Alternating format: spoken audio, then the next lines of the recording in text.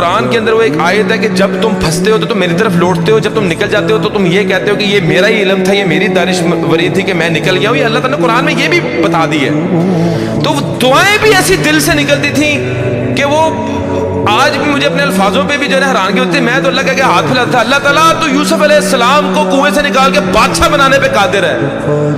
یا اللہ تو یونس علیہ السلام کو مچھلی کے پیٹ سے باہر نکالنے پہ قادر ہے.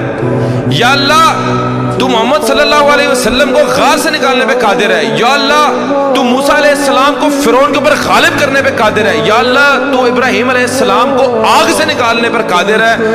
یا اللہ میرا مسئلہ تیرے آگے کیا ہے؟ 1.5 مہینہ مجھے آج بھی یاد ہے، 1.5 مہینہ، اور جس چنگل میں پھنسا تھا وہاں سے آزاد ہو گئی. میری 100% ریکوری ہو گئی، میں بالکل ایزی ہو گیا. تب میرا یقین پختہ ہو گیا کہ میں نے زندگی کے اندر کبھی کسی مخلوق کے آگے کوئی ہاتھ نہیں پھیلانے، کبھی کسی کو کام نہیں کہنا. جب میرا رب چاہے گا میں رب کو کہنا ہے، میرا رب چاہے گا ہو جائے گا، نہیں تو کوئی مسئلہ نہیں.